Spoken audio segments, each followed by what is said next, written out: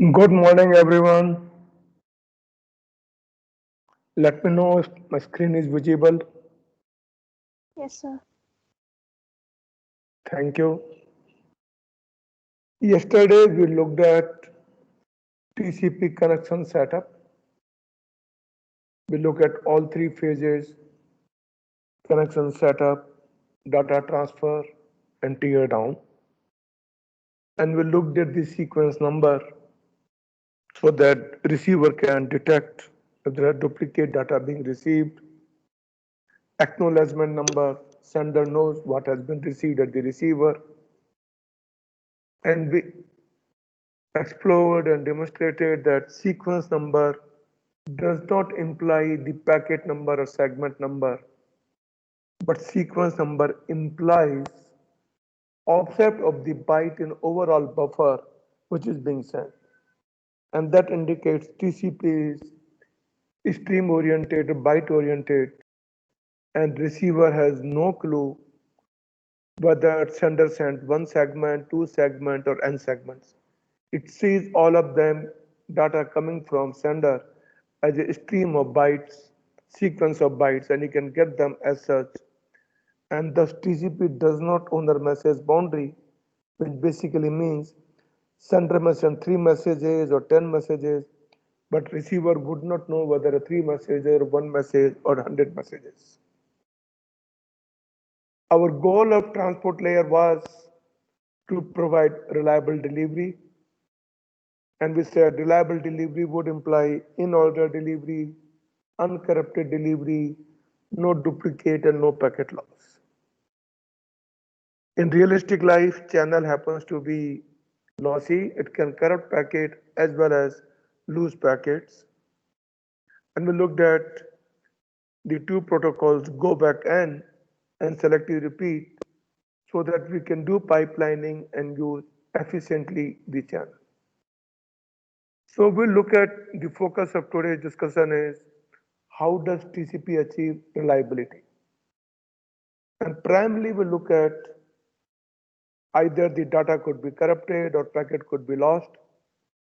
Now, if a data is corrupted, it is treated as equal to packet being lost because then nothing would happen. It will be ignored. So data corruption is kind of equivalent to loss for the receiver. Simply ignores it, doesn't know what to do with it, to get ignored. It will result in a timeout. So what happens in a timeout, and this is what we'll study today, and how does TCP achieve reliability. Now, how does TCP set a timeout value?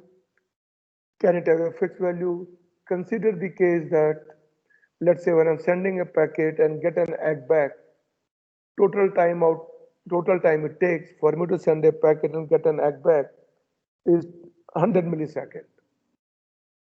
Now, if I keep a timeout longer than 100 milliseconds or keep a timeout shorter than 100 milliseconds, what would happen? Anyone would like to answer? If I keep it, let's say my round trip time is 100 milliseconds, that means when I send a packet and get the egg, total time is 100 milliseconds. So if I keep a timer which is larger than 100 milliseconds, or if I keep a timer which is smaller than 100 milliseconds, what would happen? Karthik?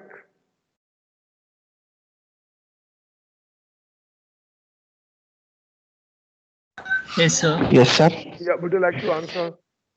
Yeah, either of Karthik can answer. That's fine. What happens? So let's say my timeout is 100 milliseconds, not timeout. My round trip time is 100 milliseconds. But if I keep it, and I need to sender have to keep a timer to know packet is lost or not. So if I keep a timer larger than 100 milliseconds, or I keep a timer shorter than 100 milliseconds, what would happen? What are the repercussions or implications?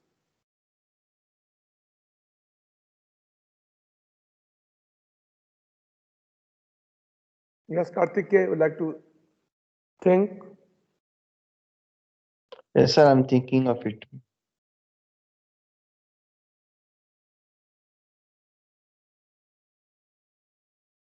Chandan,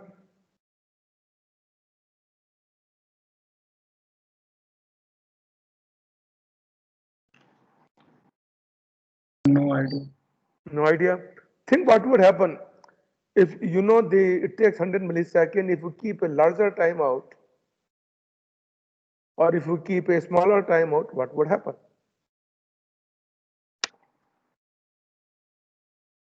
Nikita, So I think if the timeout is larger, there will be no effect, no okay, significant effect. But okay, if the timeout is lesser than 100 milliseconds, then the packet will be resent packet would be because the resent. Yeah, packet would be resent. So you are yes, basically, if you keep a smaller timeout, you'll be resending unnecessarily and wasting the bandwidth, right? yes, Then sir. what would happen? Now, assuming I keep a timeout of 200 milliseconds, my normal expected round trip time is 100 millisecond, and I keep a timeout of 200 millisecond. If I get an ACK, there is no effect, perfectly fine. Now, assume that either packet is lost or ACK is lost. Then what would happen? So the sender will wait for the timeout and then it will Yeah. resend the packet. So, will there be any impact in terms of performance? So if the packet is lost, then the receiver will receive the packet. If the No, ACK is if lost, packet is then lost, yeah, if packet is not lost, receiver receives the packet, yes, and receiver send the ACK. But sender does not get the ACK. Either the packet is lost or the ACK is lost. So what happens from sender perspective? Either is lost, sender has to retransmit. yes, sir. Okay. Now, how long it will take for him to retransmit? It is going to wait 200 milliseconds. Yes, When sir. normal expected time was 100 milliseconds, I am waiting 100 milliseconds extra. And that means I am using my channel inefficiently because I estimated a bad timeout. Is that okay? Yes, sir. If I'm keeping longer, if my timeout was 100 milliseconds, then I would have used the channel properly because I know that's the time it takes. But since I'm waiting longer, in case of packet loss, I am not using the channel efficiently. I'm using the channel inefficiently. But if I keep a timer small, then I'm retransmitting it and I'm wasting the channel bandwidth. So that basically means somehow we should keep our timeout value, which should be very close to round trip time. Because if we keep it smaller or keep it larger, either we waste the channel bandwidth or we use the channel inefficiently.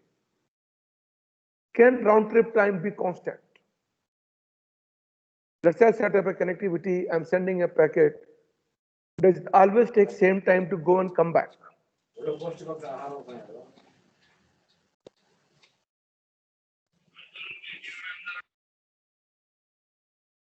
Yes.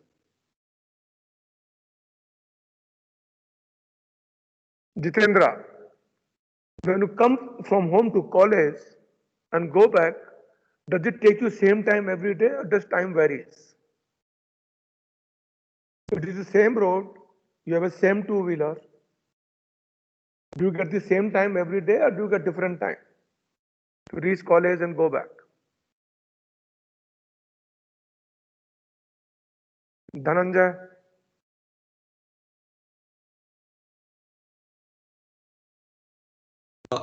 Sir, it depends on the surrounding whatever, sir. Like the road is the same, traffic light is the same. So why should time change? sir, there are other physical factors in Like which maybe it's raining or raining could be one part, okay. Other regions, assuming there is no rain, it's the same sunny weather. sir, it depends on how I like reach home, like at what speed I drive No, no, or so you are maintaining, you have a two-wheeler, you maintain same speed, okay. From home you come to college and there are some 10 crossings on the way. You maintain okay, the same speed, but so you're not changing yourself. and weather is the same, does it still take the same time or does it time varies? It varies, sir. Why? That's the question I'm asking you. Sir, like it's naturally we cannot be so perfect, like maintain the same thing every So day. assuming you are, I'm saying assuming you are,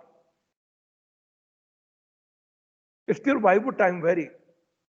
It varies because on the crossings, you have no control how many other people are there. If there are more people on the crossings, you have to wait longer. And there's nobody, then you come faster.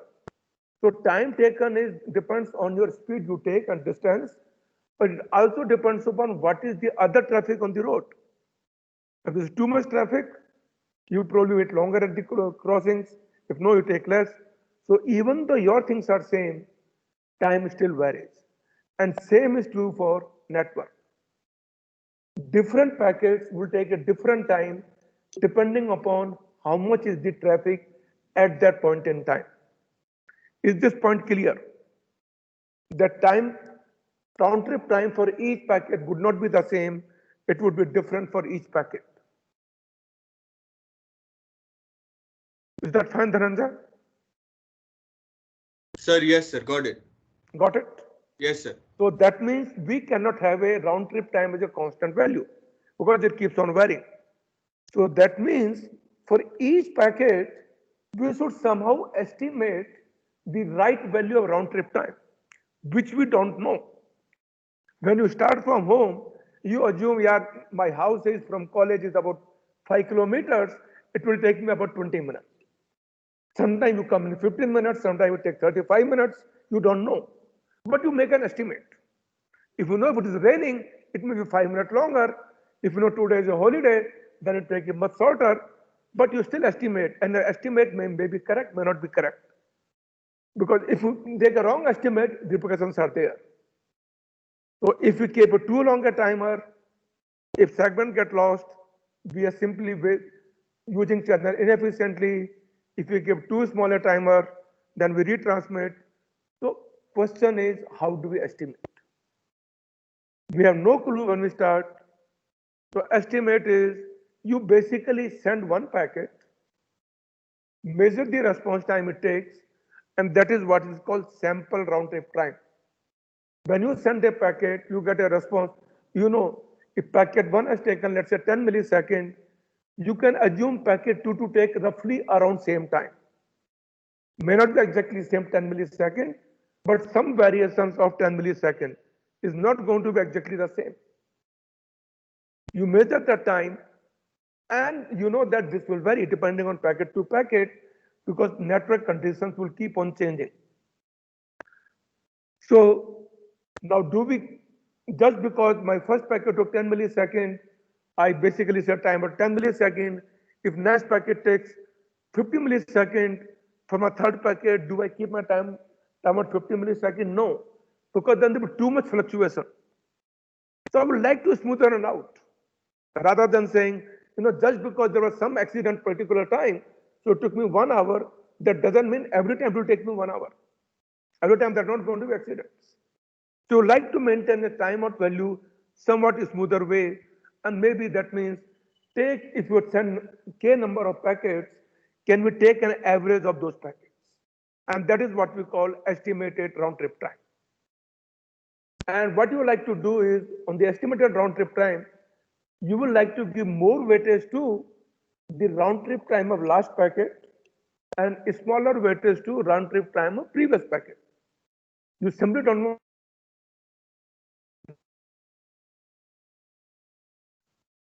that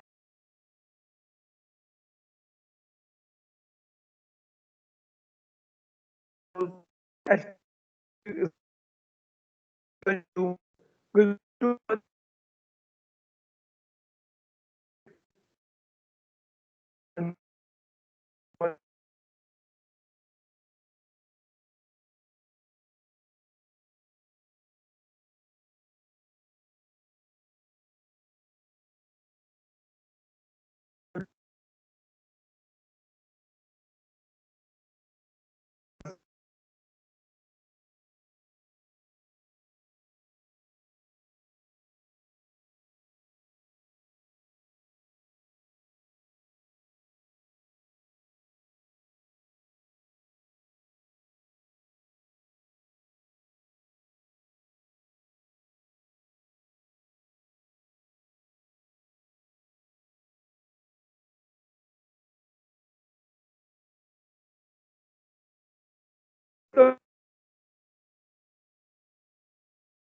out would vary from here.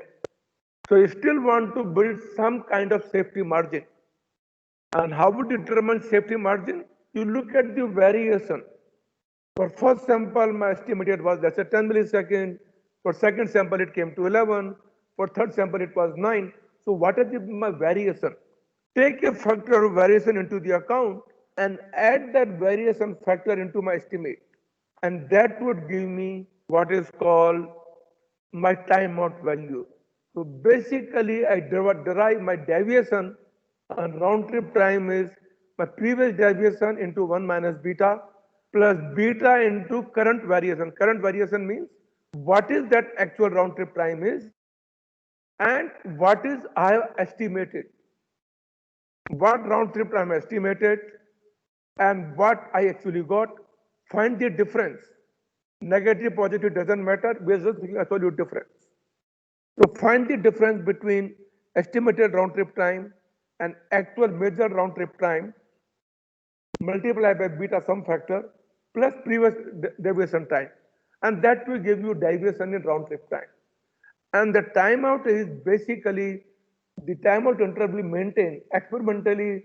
Observation is found that if you keep a timeout value which is estimated round trip time plus 4 times the deviation, it will give you much better performance. And that is what TCP does. So each time you measure sample RTT, estimated round trip time would change, your deviation might change, and you keep a timeout interval. So roughly gives you very smooth and it gives you much better performance than anything else. And that is how on TCP you maintain round trip time. At times it might be insufficient. You might time out early. If timeout occurs, what do? If no timeout occurs, that means there is some problem with the network. Let me not congest the network again. So I'll send the packet on when timeout occurs, but I increase my round trip time by a factor of 2 double. So every time my timeout occurs, I double my timeout interval till I get a success or failure. And once I get a act, I go back to this formula. So for first timeout interval, we use this formula. If timeout occurs, we keep doubling this timeout interval. And that's the way it basically works. And of course, you don't want to keep doubling forever because if network is down, you don't know. So you keep a number of retries, whether you want to send 10 retries or 8 retries or 6 retries, you can fix that configuration. And if you still don't get it, you simply say timeout connection not able to establish, which is fine. So you compute timeout interval based on estimated round trip time, which is derived from sample round trip time, and a safety margin of deviation in round trip time with a factor of 4, and that's the timeout interval TCP maintains, and this formula seems to give us the best TCP performance. Just to look at how the computation happens, there is a link from the authors of the book. You can go through it. They give an example. Assuming current round trip time is 220 millisecond, deviation is 33 millisecond, and next three measured round trip times are so and so. Taking the value of alpha and beta, can you compute for each sample what is the estimated round trip time and deviation round trip time? You can actually go to the link, open the website, and you can actually see. They'll say there, can you see that? It says estimated round trip time and deviation is 230 millisecond and 23 millisecond. And assuming that next samples are 290, 390, and 400 millisecond, can you compute new values of deviation? And this is the exercise. So I would say work out yourself, check your answers, and then you can look at, they'll basically use a formula, they compute, and then look at, it should be much better off. So do the exercises, you are done once, you can probably do next one, skip, give you next person, and that way you can work it out. So the number of exercises from here, you try doing it, and that certainly will help you figuring it out, how to deal with that.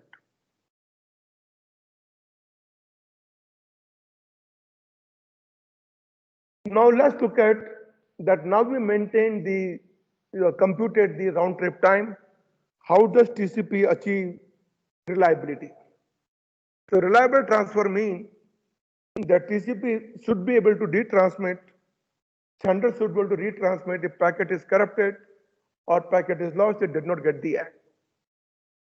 For efficiency reasons, we use pipelining, we use cumulative ACK so that even if one ACK is lost, if I receive a next ACK, that will still give me, and I should be able to work out even few ACKs are lost because of cumulative ACK. We don't have to retransmit. I know the previous that I sent, we don't have to retransmit. So in that sense, cumulative ACKs improve performance. Like in Go backend, we maintain a single retransmission timer that is for the first unacked segment. When does retransmission happen? One is mostly timeout event occurs, and we also look at TCP does one extra case, what is called duplicate ACKs. If I get too many duplicate ACKs, that basically indicate something went in the network. I lost one packet, but because I received subsequent packets, it is doing cumulative ACK, so sending duplicate ACK for the so far received in order. So number of duplicate ACK indicates that there's some minor problem in the network, but that seems to have solved because one packet is lost, a subsequent packet has been received. So duplicate ACK means I need to retransmit. So before waiting for a timeout, can we retransmit, and that will improve the performance. So we'll consider simplest cases, look at when does retransmission happen, and then look at how does reliability is achieved. And issues of flow control, congestion control, we'll probably study in our subsequent lectures. So look at how does my TCP work, sender. It basically gets the data from the application. It creates the segment with the sequence number. And please note, analyze, sequence number is value of the offset of this first byte of this data segment in the entire stream. So let's say application is sending, application needs to send 10 kilobytes of data, and my each segment is, let's say, 500 bytes. So first segment, my offset would be 1. For second segment, offset would be 501. For third segment, the sequence number would be 1001. Sequence number indicates value, the offset of the first byte of this segment in the entire stream buffer, and that is what it indicates. And we maintain timer only for older segments.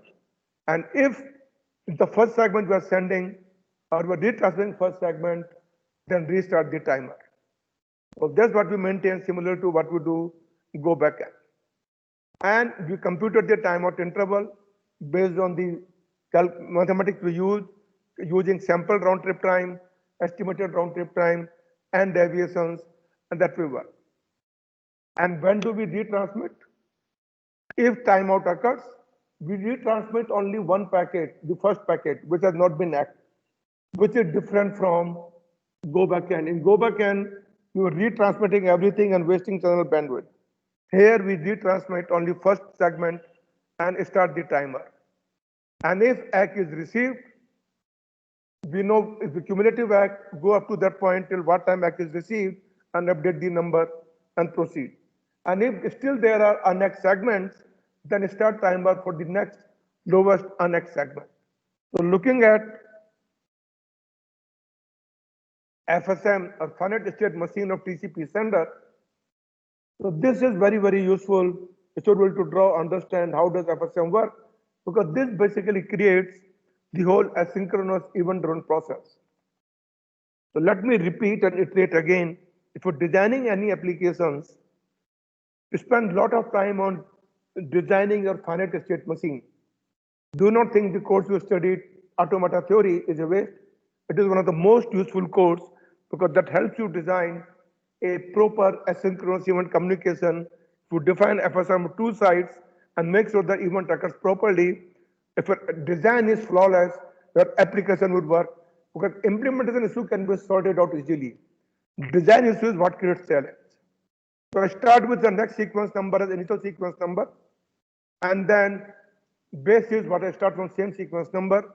And when I receive a packet from the application, I create a segment, pass on this segment, and say next sequence number would be current sequence number plus whatever length of the data. Because sequence number is not the packet number, segment number. Sequence number indicates offset of the first byte in the entire stream of data. And that's what we update. And timer is not running, start the timer. And that is the action we take when receive data from the application. If timeout occurs, we retransmit the first segment which is yet to be act and start the timer again. If we receive an act, because act is cumulative, we update our send base to the next value from the whatever the act is received. And if we still have data which has been transmitted, which is yet to be act, we start a timer. So this is the state machine of the TCP sender. Same way I would request you to work out a state machine of TCP receiver. Let us look at few timeline sequences diagram in terms of retransmission, and that way the TCP achieve reliability. So first case we look at when ACK is lost.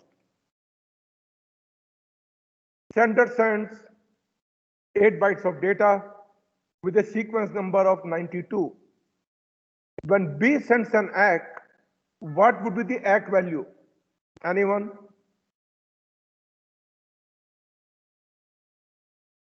Niharika? When B sends the ACK, what would the ACK value? Yes, sir. Yes. A has sent segment with sequence number of 92 and data contains 8 bytes. Okay. Now B is going to send the ACK. So what the ACK value would be? Will it be 92? Will it be 99? Something else? It will be something else, sir. What is that? That's what I'm asking you. Maybe 99? No. The ACK value is forward looking. ACK value indicates what is the expected next sequence number from the sender. Okay. So if sequence number 92, it sends 8 bytes of data. What is the next sequence number would be if able to send?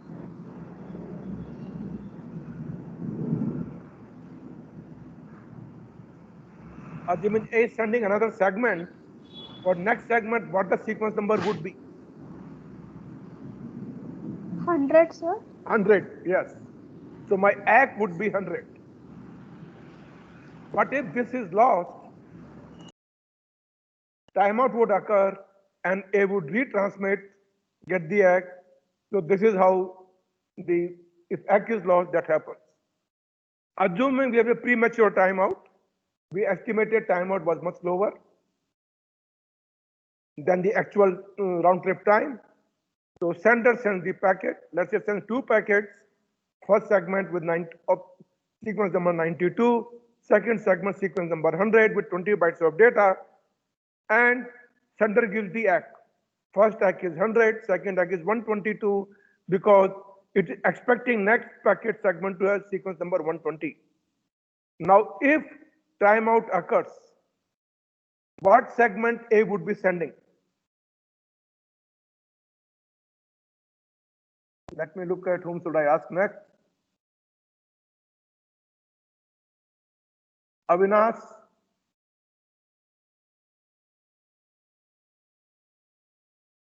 When timeout occurs, what would be the segment? Yes, sir. Will it be sending both these segments? Will it be sending one? And if so, which one?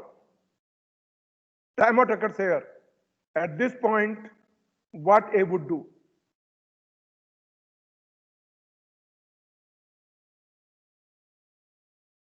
I don't know, sir. It need to retransmit because timeout occurs.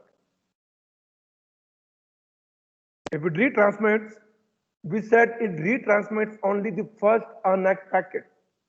So it's going to retransmit the first segment, sequence number 92 with 8 bytes of data. And that is what is going to retransmit. Okay? So understand this, you have to draw it up. And when it gets an ACK, So now you see, now when B receives this segment 92, it is not sending ACK of 100, but sending ACK of 120. Why? Because it has already got first segment, it already got second segment, and it's expecting next data to come from 120. So even though it gets old segment which has received, ACK would still say 120 because this is what it expects next. This is the key difference. Understand that part. Any questions about this? Sir, Yeah. sir, after sending the both requests, sequence Yeah. 92 and sequence 100, Yes. the host B has acknowledged the both the sequences, 100 with and 120. Right. But timeout Then, occurred before. See, by the time it no. received the ACK, timeout occurred before. Okay, Okay. good. And because timeout occurred, it sent the first segment again. Okay, sir. Good, sir. But when B sent the ACK, we will always send the ACK what is expected next. Okay. So even though I'm getting segment 92, my ACK is not 100, but ACK is 120. Understand the difference? Yes, yes. Let's look at the next case, cumulative ACK. How does cumulative ACK help in improving the performance? It sends first segment 92, second segment is starting with sequence of 100. B sends both the ACKs, but this ACK is lost, but second ACK is received. Because it is a cumulative ACK, sender knows that B has received data for both the segments, and first ACK is lost. And that is the benefit of cumulative ACK. Okay. And next segment will send is starting with sequence number 120 and whatever that byte is. So again, I would say you do access HTTP, run NC or anything, do a word SAR capture and see the sequence numbers. That will help you understand how does TCP really works. Other cases, let's look at the case. I send number of segments. Let's say I send 5 segments. My segment number 2 is lost. I send first segment, I send second segment, and this segment is lost. But because of pipelining, I send 3 segments. Now what the ACK before this would be? This ACK would be 100. What is the ACK for this third segment would be? Chandan?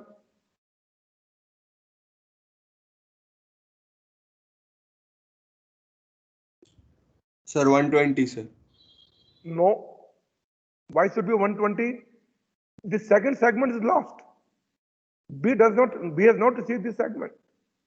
B received only the first segment. And there the next sequence, which will be this sequence number be 120, this sequence number should be something else. So this should be 100, and what should this be? At this point, when B receives third segment, it has received data up to 99 bytes. So it can only say ACK of 100. It cannot say ACK of anything else. Even though receive out of order, it can keep in the buffer, but because ACK is cumulative, it will still send ACK of 100. When it receives fourth segment, what the ACK would be? When you get the fourth Sir, can segment, you please, so can you please repeat, sir? I did not follow. Okay, so let me probably just 1 minute. Let me say I'll put some numbers there so that you can understand.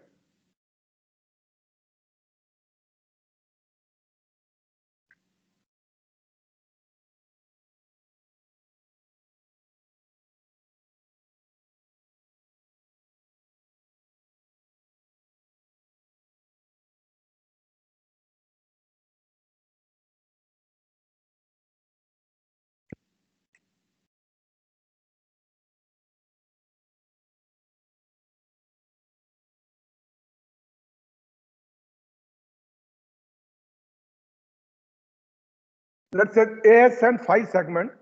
First segment with sequence number 92 is starting having 8 bytes of data, and next 4 segments is 20 bytes of data. But second segment is lost. Now B has to send an ACK. B send the ACK for first segment as 100 because sequence 92, 8 bytes of data means it has got data from 92 to 99. Next expected sequence would be 100. It sends ACK of 100. Now sequence second segment is lost. B did not receive it. B received third segment starting from sequence number 120 with length of 20. What should be ACK for third segment B? At this point in time, what is the in-order data B has received? B has received in-order data till 99 bytes. It got data starting from 120, but it did not get data from 100 to 119. And because ACK is cumulative, ACK will only be corresponding to what has been received in order so far, not out of order. And in order so far has been received up to 99 bytes, so my ACK would be 100. Is that clear? Yes, sir. So what would happen of the segment that host B received, sir? So it can keep in the buffer, it can discard it, is its choice. Okay, sir. Okay. Sir, but will host most of the A- keep it in store, but protocol does not say any specification of what you should do. It is your choice. Sir, does the host resend all of the data again or only No, till? we said retransmit only happens the first segment which is lost, ACK. So let's look at when fourth segment is received, it still send the ACK of 100. When fifth segment is received, it still get the ACK of 100. Now look what is happening. Only this second segment is lost, but other segments are received and ACK is generated. So what does sender think? There may be some problem in the network momentarily because some packet is lost. I've got too many duplicate ACKs. Too many duplicate ACKs mean there are some problem in the network which seems to have sorted out. So let me not wait for the timeout. If I wait for the timeout, it will take too long a time. Because I got 3 duplicate ACK means receiver has received subsequent packet, but it not received the packet which has sent with 100 because it keeps sending me ACK of 100. So even before timeout occurs, it will retransmit sequence 100. Okay? It doesn't wait for the timeout. This is for efficiency reasons. It can ignore duplicate ACKs, send only a timeout, but we are basically becoming inefficient. So one ACK could be fine. So we make sure that network is really restored. Just because I got one first ACK, duplicate ACK does not mean the network is recovered.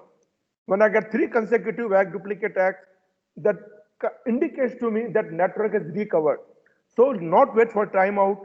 Let me, because this segment seems to have been lost. Because this segment is not lost, I wouldn't have got 3 subsequent ACKs. And so before waiting for a timeout, send a restart. And that is what is called TCP fast retransmit. This improves performance. Are we okay in sync? Any questions? So let's look at what happens in ACK generation at the receiver. What event occurs and how does the ACK is generated? I'll basically indicate 4 kind of events that are related and then respective actions. So first is receiver receives the segment in order. What is expected? It receives only one segment and we want to optimize number of ACKs. So today's implementations, you don't send ACK immediately. You wait for the next segment to come so that you can combine 2 ACKs into one and cumulative ACK would work. So you wait up to 500 milliseconds or the next segment whichever occurs. If next segment occurs within 500 milliseconds, you send the ACK. If it doesn't occur within 500 milliseconds, then you send the ACK. We receive a second, so you wait for 2 segments to occur so that you can send a single ACK. If I got my next segment and previous segment in the buffer, I send the ACK right away. If I receive out of order packet like we saw in the previous case, send a duplicate ACK. An ACK would be for what is the last in order segment I have received. I send the duplicate ACK and wait for the actual packet to come in. And now, if I receive a segment like in the previous case, let me look at previous case here.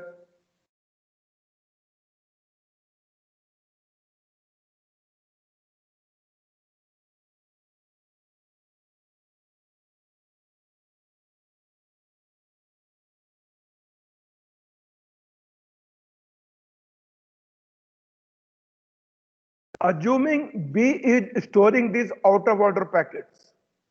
Assuming B is storing these out of order packets, and when it receives this, the lost packet, what would the ACK be? I'm saying assuming B is not discarding out of order packets, but B is storing out of order packets in the buffer. So look, at this point, it has kept segment with sequence 120. So means it got data 120 to 129, 139, 140 to 159, 160 to 189. And with this segment received, it has got data up to 180. So if it is storing out of order segments, it will send ACK of 180, not 120. If B was discarding these out of order packets, then ACK would be 120. But if B is receiving this and storing the out of order packets, then ACK would be 180. And that is what the last point basically says.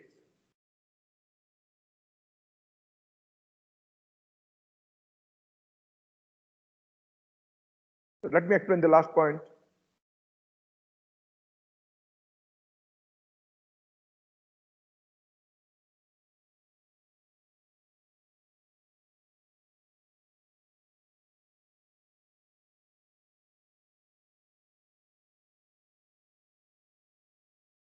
Which I'm saying, if I'm receiving a segment which fills my gap, that is when I send the ACK. And that is basically my fast retransmit is.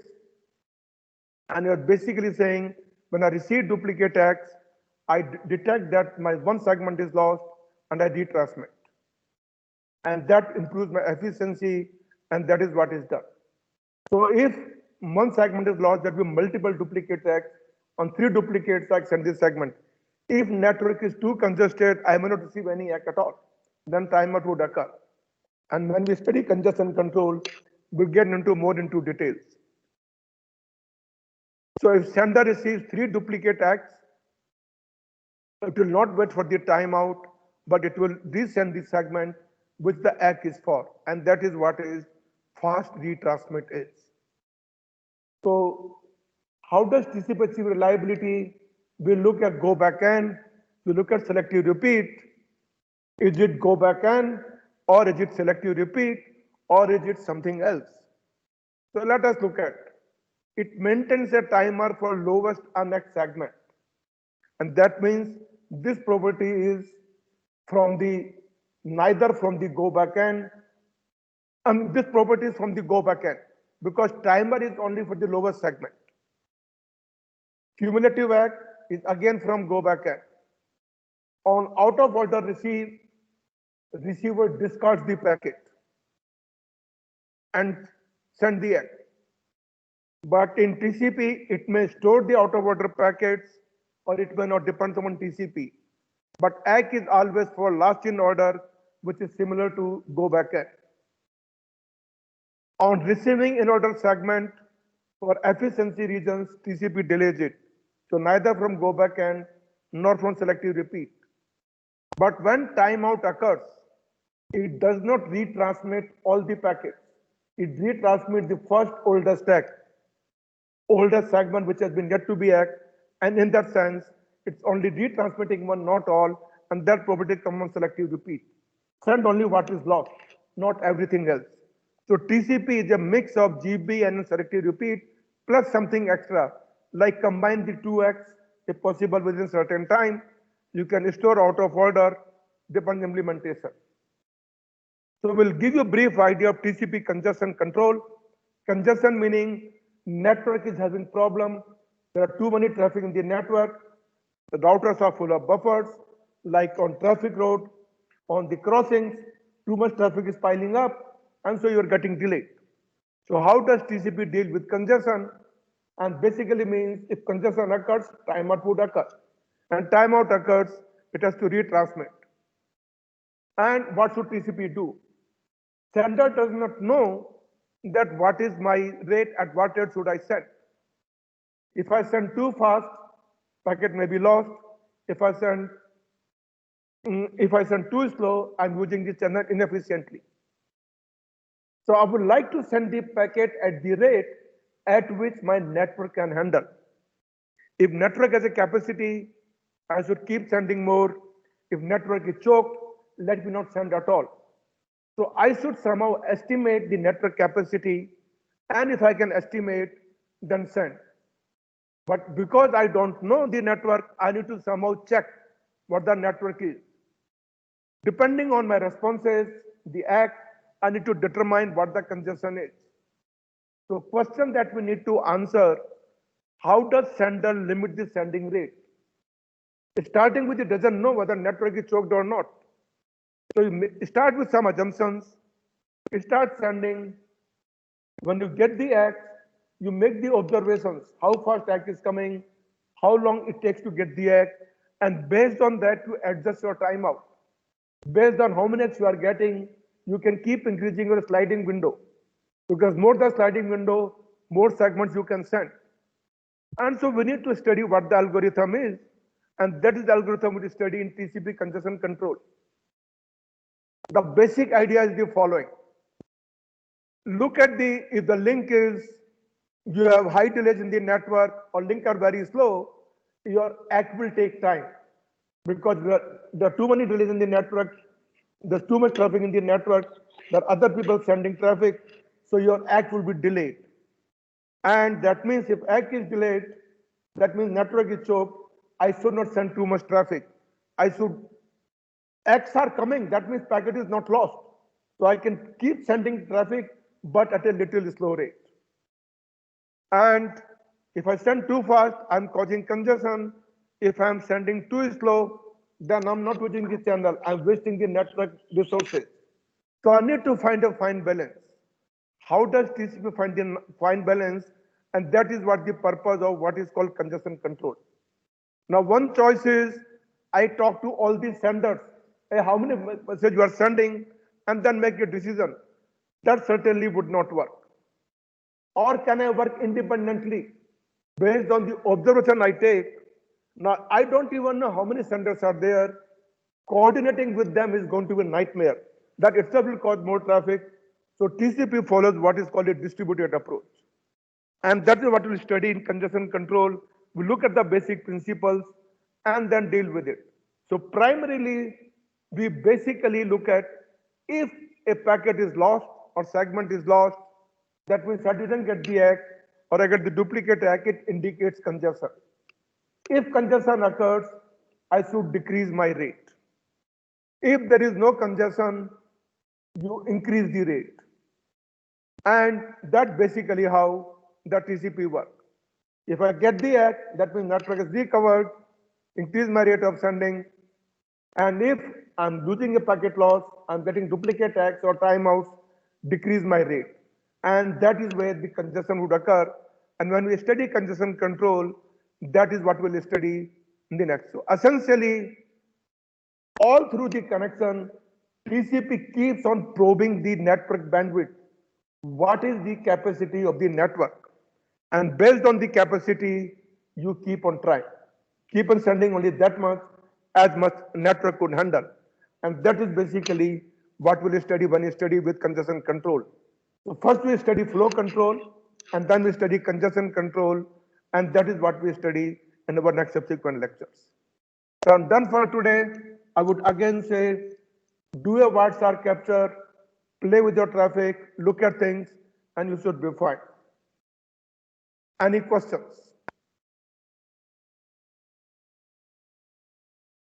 And tomorrow, this Saturday, I will not be taking your class. Saturday I have some other work. So I'll be taking your class at 2 o'clock tomorrow.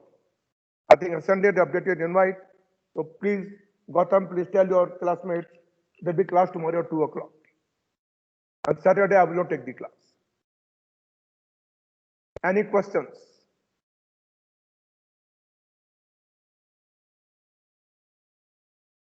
If no, we can No, stop sir. it now.